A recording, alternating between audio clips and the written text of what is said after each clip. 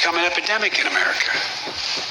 The flag at the White House was still flying at half-mast for the 8 victims of the mass shooting in Georgia, when 10 more lives were taken in a mass shooting in Colorado.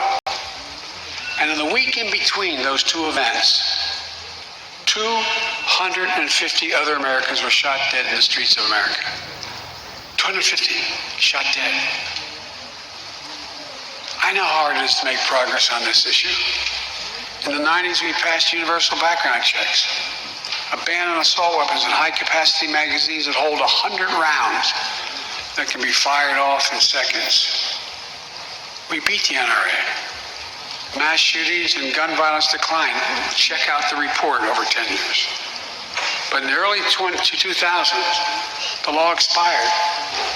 We've seen daily bloodshed since. I'm not saying if the law continued, we wouldn't see bloodshed. More than 2 weeks ago in the Rose Garden, surrounded by some of the bravest people I know, the survivors and families who lost loved ones to gun violence, I laid out several of the Department of Justice actions that are being taken to impact on this epidemic.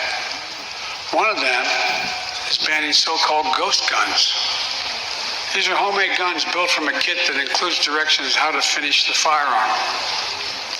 The parts have no serial numbers, so they show up at crime scenes and they can't be traced. The buyers of these ghost gun kits aren't required to pass any background check. Anyone, from a criminal or terrorist, could buy this kit and within 30 minutes have a weapon that's lethal, but no more. And I'll do everything in my power to protect the American people from this epidemic of gun violence, but it's time for Congress to act as well. Look,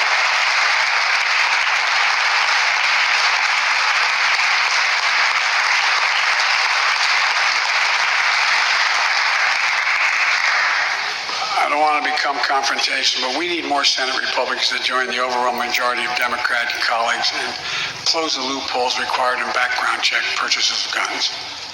We need a ban on assault weapons and high-capacity magazines. And don't tell me it can't be done. We did it before and it worked. Talk to most responsible gun owners and hunters. They'll tell you there's no possible justification for having 100 rounds in a weapon. What do you think, deer wearing Kevlar vests? They'll tell you that there are too many people today who are able to buy a gun, but shouldn't be able to buy a gun. These kinds of reasonable reforms have overwhelming support from the American people, including many gun owners. The country supports reform, and Congress should act. This shouldn't be a red or blue issue. And no amendment to the Constitution is absolute.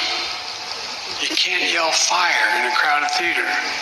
From the very beginning, there were certain guns, weapons, that could not be owned by Americans. Certain people could not own those weapons ever.